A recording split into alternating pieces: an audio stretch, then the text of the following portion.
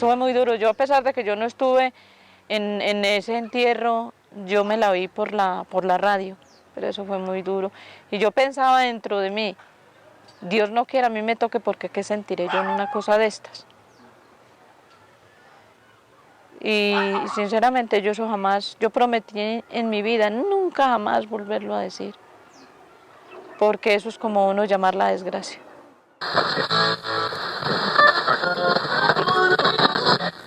Hombres dispuestos a cumplir órdenes en un ejército, el de Colombia, que repasa ahora su página más oscura. Centenares de militares están involucrados en crímenes de Estado, ejecuciones extrajudiciales, los llamados falsos positivos. Uno de ellos fue el coronel Gustavo Soto, quien afirma que lo único que importaba a sus superiores era cuántas personas mataban.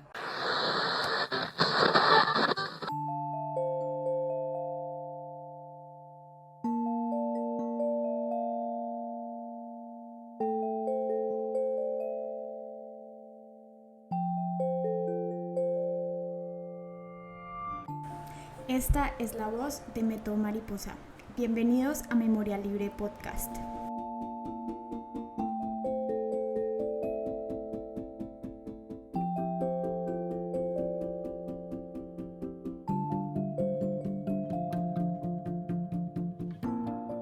Esta es la historia de María, una mujer persistente y consistente que busca justicia. Es la historia de una mujer que es la columna vertebral de su familia y de su destino. Es la historia de una mujer que es mamá, hija, esposa, trabajadora y defensora de los derechos humanos. Pero también es la historia de muchas mujeres de Colombia que han tenido que pasar por situaciones muy similares a la de María.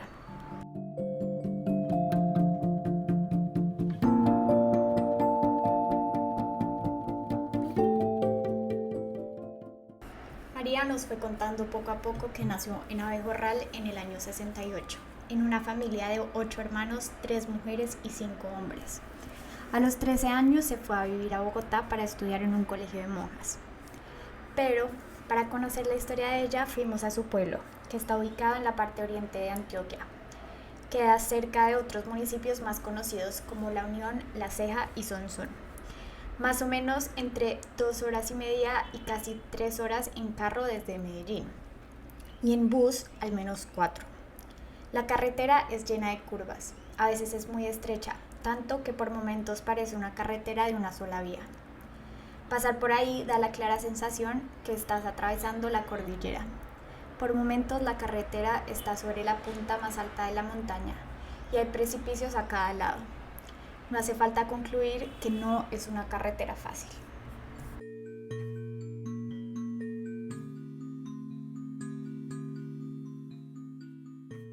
Cuando María volvió de Antioquia antes de cumplir los 18 años, primero terminó su bachillerato, es decir, la secundaria, en La Ceja, en un convento. Cuenta que fue su hermana, quien era muy religiosa, la que la impulsó a que tuviera educación y quien la preparó como secretaria comercial. Un día inesperado, cuando tenía 22 años, conoció al amor de su vida. Nosotros nos conocimos, eso fue muy casual, veníamos del cementerio. Yo venía del cementerio con una prima, veníamos de visitar la tumba de los papás de ella. Cuando en esas Luis Alberto iba andando en una bicicleta, porque ese era el hobby de él siempre, en una bicicleta, entonces le dijo a mi prima que presénteme la hermana. Entonces mi prima me presentó. Ya nos fuimos, entonces Marina le dijo que así se la presento, pero si nos invita a gaseosa. Y como él manejaba una discoteca, entonces nos fuimos a tomar la gaseosa. Estuvimos conversando, ya me invitó por la noche a salir, salimos y ya. Claro que yo no pensaba como mucho, porque yo cuando eso estaba estudiando en Río Negro, estaba haciendo un secretariado comercial. Aunque todo iba muy bien entre los dos, María decidió irse a Ecuador a formarse como monja. Pero esta idea solo le duró un año. Cuando volvió a Colombia, a Abejorral precisamente, volvió a encontrarse con Luis Alberto y dice que decidió no perder el tiempo porque se rejuntaron, es decir, que se fueron a vivir juntos a los 6 meses que ella llegó de Ecuador. Por ahí a los 6 meses nos ajuntamos. Vivimos en unión libre, vivimos Vivimos 3 años en unión libre y ya luego nos casamos.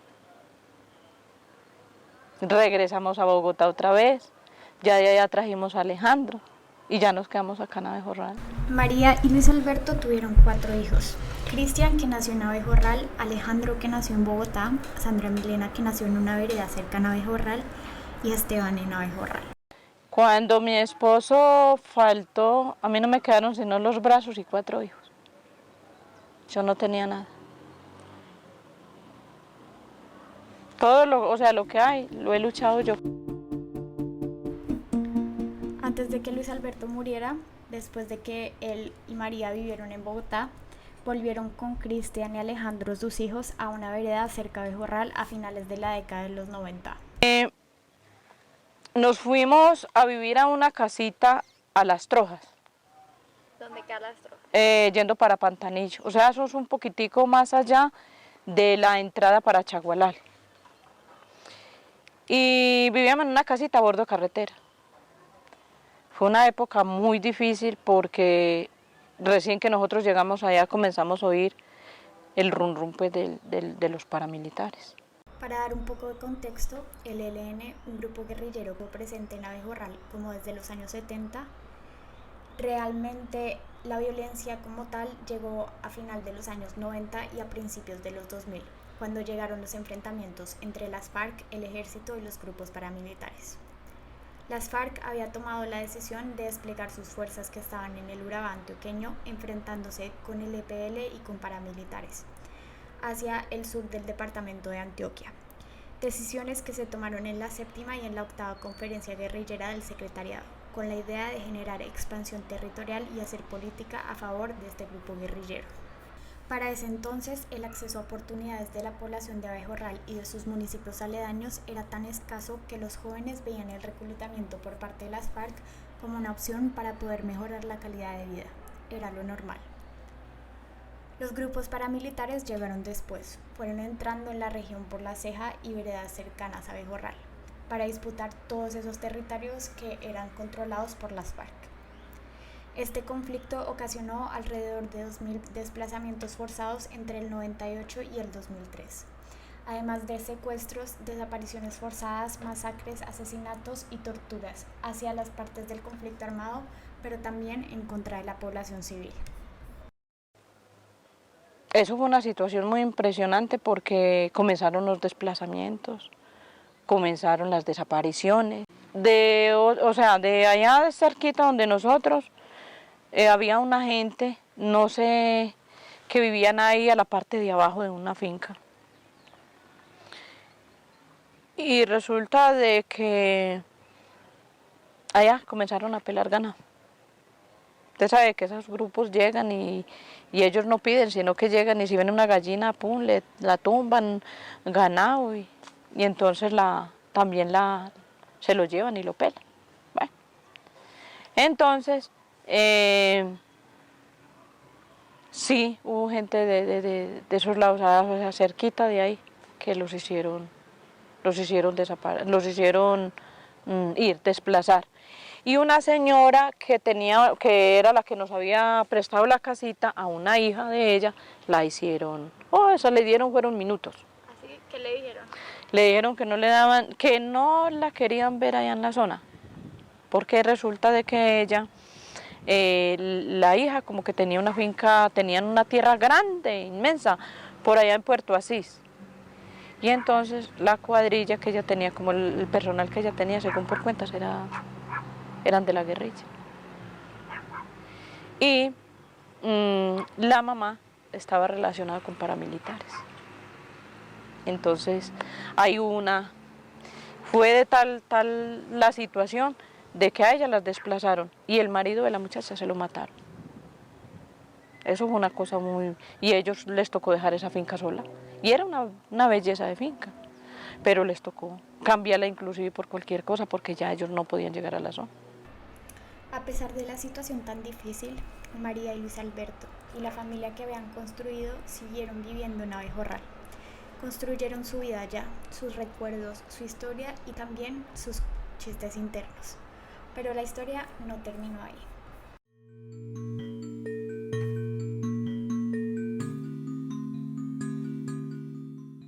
A Luis Alberto fue ejecutado el 2 de enero del 2008.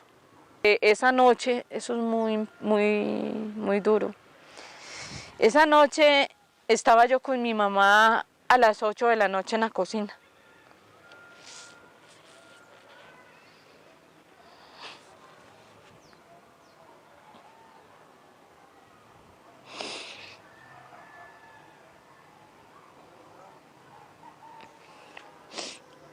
Mi mamá tenía un gallo blanco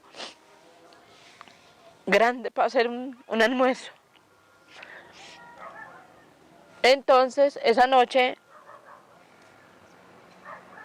ese gallo cantó una vez, a las 8 en punto de la noche.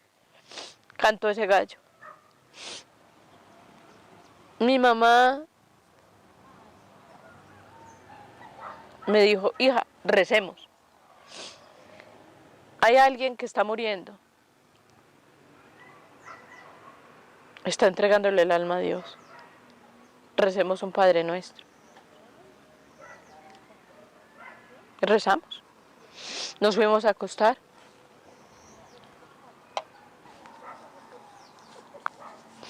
Yo me soñé en una iglesia. Yo le tengo el pánico soñar con iglesias, porque siempre que hay tragedias sueño con iglesias. Me soñé en una iglesia muy bonita, con muchas flores, con muchas luces, y pasaba un sacerdote. Pasaba un sacerdote, o sea, un obispo con un señor. Ellos pasaron hacia la sacristía. Yo estaba arrodillada hacia el frente del sagrario. Cuando él pasaba y le decía, el Señor yo no alcanzaba a entender lo que el Señor le decía y le lloraba y le suplicaba y le imploraba al obispo. Al cierto del caso, el obispo le decía que él era una mula. Y él le decía que no, que él no era una mula. Y él insistió hasta que entraron a la sacristía. Eso fue lo que que él no, y él le suplicaba y le lloraba y le imploraba. Eso fue la noche que me lo mataron. María nos contó cómo fue recibir la noticia el otro día. Eso para mí fue una cosa muy miedosa, porque dígame usted que le llegue a uno la razón, mataron a Julano. Uno sabiendo que la persona estaba aliviada y que no tenía enemigos. Eso a uno le entra de todo. A uno le entra un interrogante, la cosa más impresionante, una ansiedad de conocer el por qué, el cómo. Y ya ahí fue donde yo me dediqué. Yo llegué como de donde mi papá, llegué a las 11, llegué a las 12, iba siendo como la 1 de la mañana cuando llegué yo. ¿Quién te avisó? Me avisó, muchos me avisaron esa noche. Esa tarde me avisó a mí doña Rosa. ¿En la finca? Estaba yo en la finca de mi mamá. ¿La llamaron o te...? Me llamaron. Estábamos haciendo una natilla. Teníamos un sartenado de natilla para montar en el fogón el día 3. Porque a él le hicieron el levantamiento el día 3. El mismo ejército informó a las 12 de la noche que había sido de baja un sujeto en un enfrentamiento que tuvieron. Yo me dediqué a investigar y yo desde el primer momento en que fui a fiscalía le dije al fiscal, doctor, le dije, le puedo asegurar que mi esposo a las 8 de la noche ya estaba muerto. Él apenas me miraba.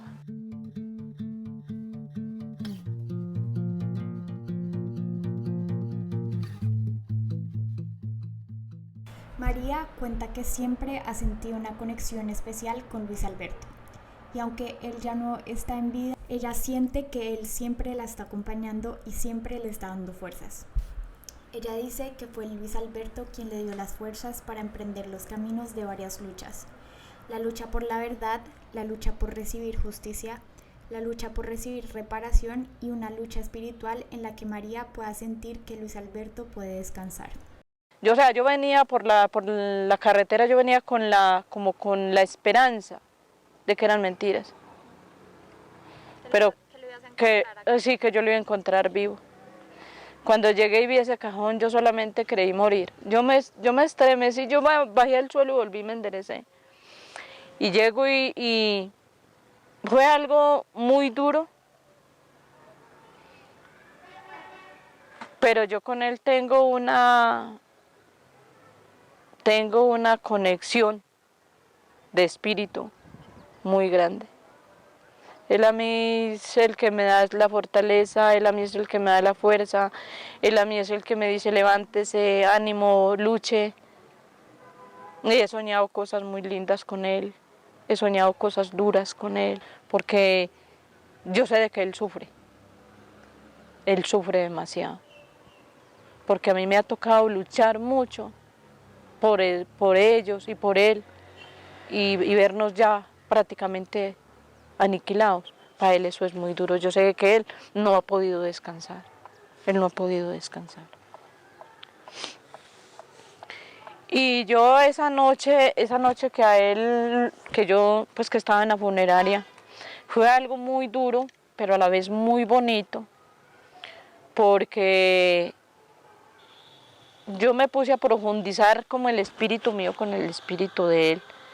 Qué era lo que él había sentido, porque era lo que a él le había tocado pasar. Yo quería como llegar hasta el fondo de la verdad.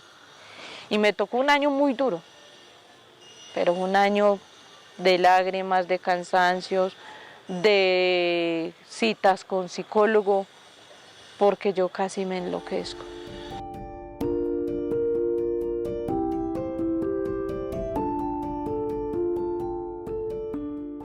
Dios del cielo me fue poniendo en el camino, porque yo le pedí a él esa noche, estando él en ese ataúd, a las 3 de la mañana, que me tocó quedarme solita a mí hasta las 6 de la mañana. Yo me recosté encima de la tapa del ataúd y me puse a observarlo, a observarle los rasgos del rostro, los ojitos tan apretados, el perfil de la boca, porque él la boca la tenía, la lengua la tenía enrollada, porque a él le sacaron la lengua.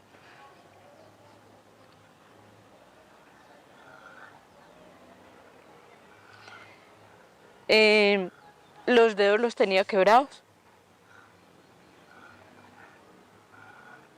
La boca la tenía acá aporreada. Los dedos, las uñas los tenía chuzadas. Entonces, yo esa noche, yo le pedí a él que en memoria de él, que él me ayudara, que me diera ese valor, que me diera esa fuerza, esa valentía, ese coraje, para yo encontrar esa verdad. Que porque yo sabía de que él era inocente. Yo muy bien lo conocía a él, de que él no cargaba una aguja, que él no era capaz de hacerle daño a nadie. Porque desde el momento en que yo llegué me dijeron que lo había matado el ejército, porque era guerrillero. ¿Quién te dijo? Me dijeron en el hospital. Los médicos. Me dijeron el celador. A los 15 días de enterrar a Luis Alberto, María se presentó en el despacho del fiscal de Abejorral. Yo llegué a la fiscalía y el doctor Alfonso me dijo, hola mi niña, ¿usted cómo está? Le dije yo, bien doctor, a ver, ¿qué se le ofrece? No, nada. Yo no sabía, pues yo no, aquí vaya así, no. Ya empecé a ir allá y me hice muy amiga de él después de que me mataron a mi esposo. Entonces me dijo, a la orden, ¿qué necesita, hijita? Le dije yo, doctor, le dije, lo que pasa es que vengo a denunciar la muerte de mi esposo. Me dijo, eso es normal. De que, me dijo, ¿quién se lo mató? Y entonces le dije yo, el ejército. Me dijo, eso es normal, que cuando a uno le matan un ser querido, uno lo vuelve un solo, vuelve un dios y mismo corría a denunciar.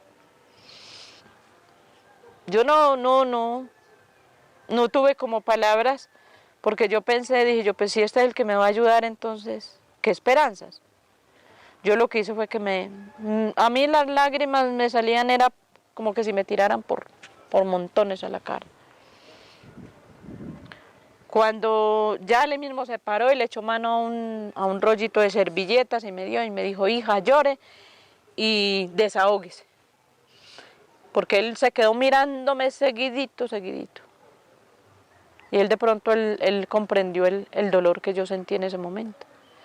Y me dijo que si estos desgraciados son culpables, lo tienen que pagar con creces, me dijo él. Ya yo lloré y lloré y lloré y lloré. Y cuando ya me desahogué, ya comencé a decirle a él. Me dijo, bueno, hija, veo que con usted puedo trabajar. Necesito esto. Así es de que para mañana es tarde. Oiga, eso mejor dicho le digo que me puso fue a voltear. El destino y la conexión del alma entre María y Luis Alberto escribieron pequeñas y grandes victorias. Porque después nosotros tuvimos acceso, gracias a Dios, a un montón de información, porque mi cuñado trabajaba en la gobernación y lo mandaron a no sé a qué, a Río Negro, y resulta que lo mandaron el expediente con él. Eso fue una cosa, Dios y él. Con la ayuda del fiscal, también de unos investigadores de la Fiscalía Especializada en Derechos Humanos que vinieron desde Bogotá, con información que había en el expediente y con información que dieron diferentes testigos, además de todos los esfuerzos que hizo María, ella pudo entender con más detalle qué fue lo que pasó. Él manejaba una finquita por los lados de La Polca. Yo sabía que estaba por allá. Eso queda por la vía, eso el Erizo, por los lados de allá. Inclusive por ahí se va uno para Sonsón, por ese lado. La finquita que él manejaba quedaba a 5 minutos del río, para pasar al otro lado de Sonsón. Yo estuve por allá. Ay, pero eso es una loma muy brava. ¿Sí? Uf.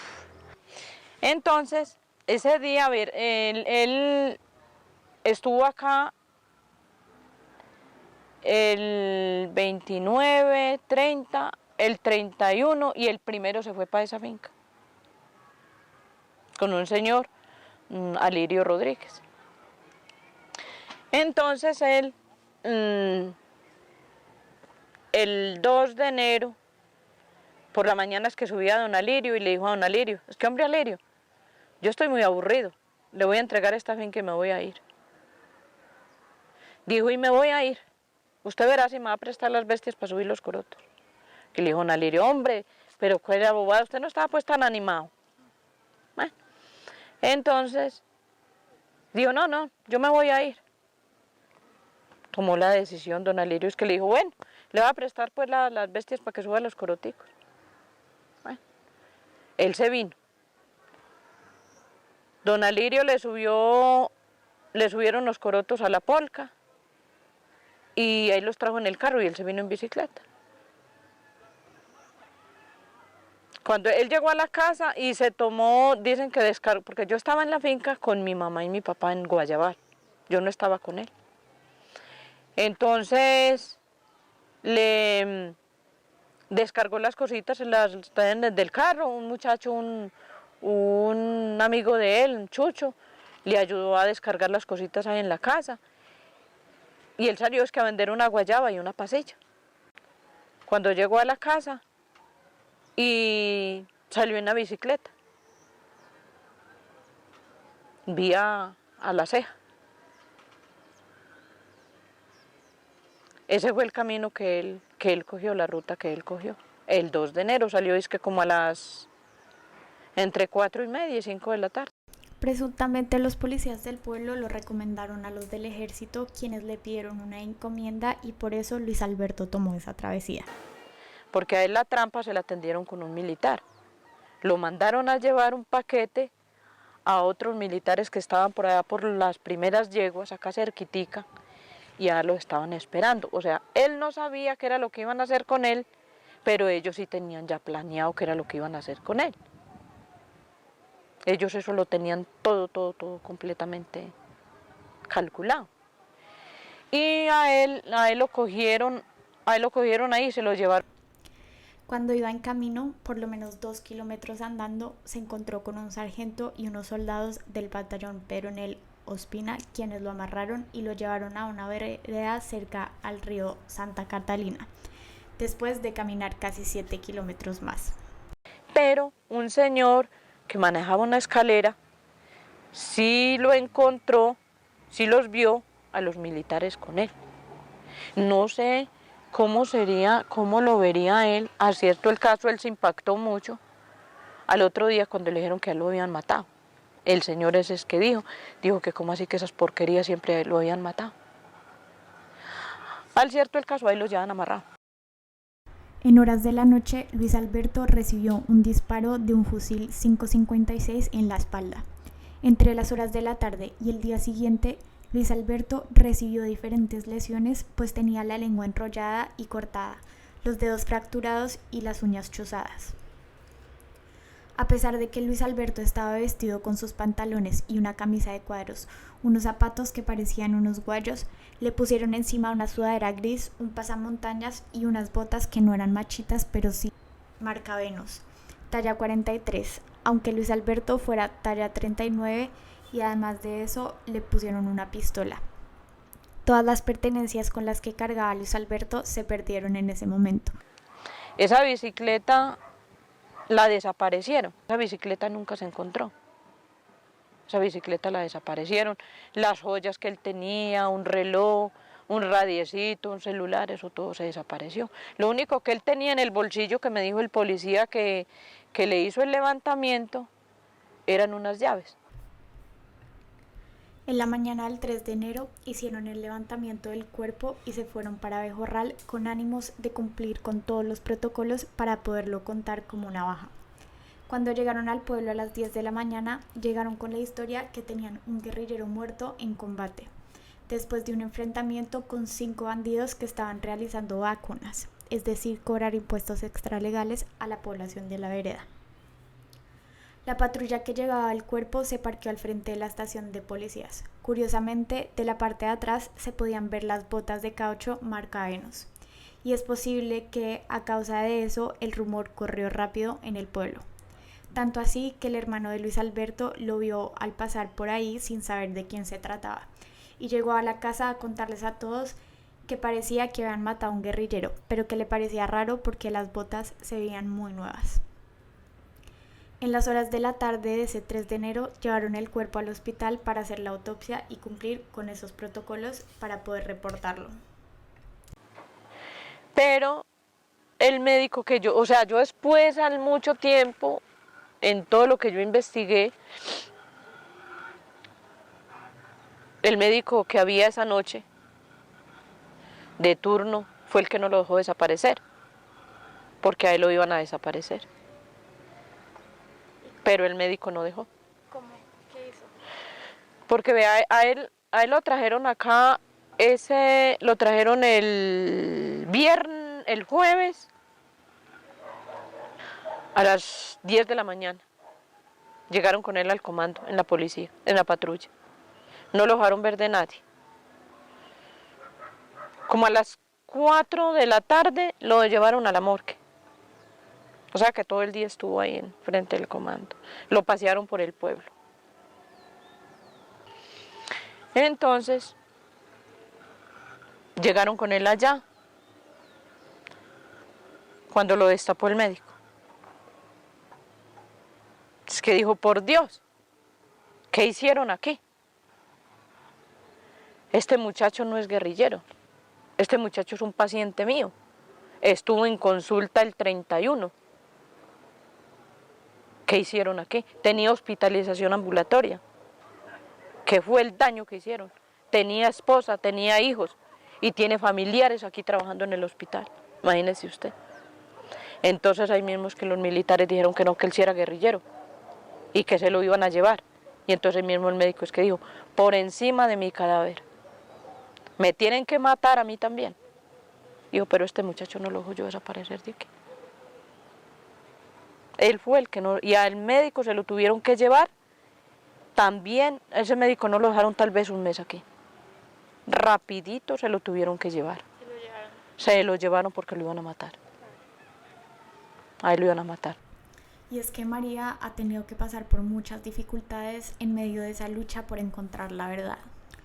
La noche del velorio, de la mano del cuñado de María, se les ocurrió la idea de hacer un memorial para que les dieran la historia clínica de Luis Alberto y los resultados de la autopsia.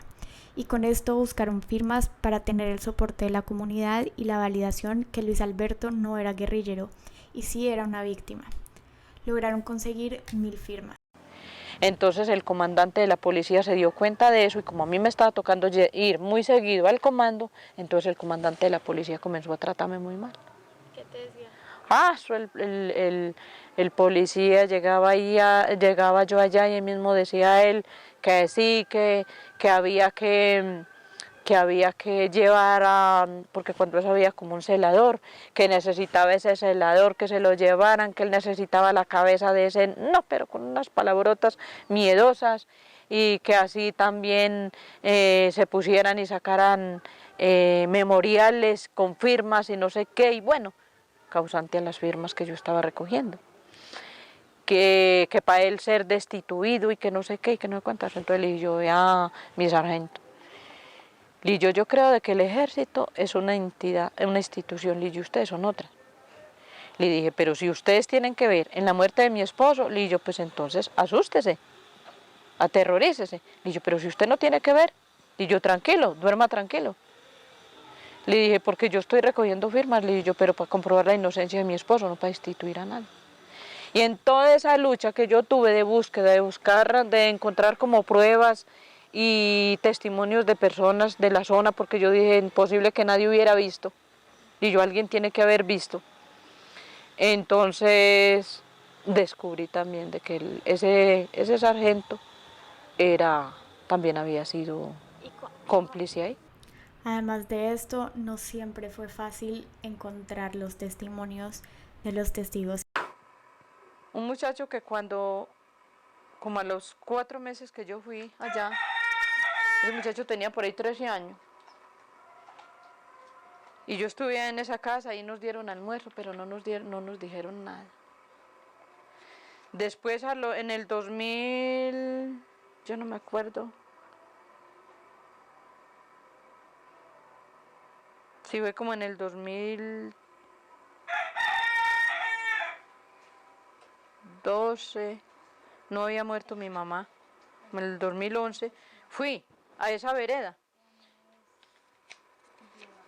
porque me tocó ir a buscar el muchacho que vio cuando lo llevaban a él amarrado, que lo conoció, que era Luis Alberto. Y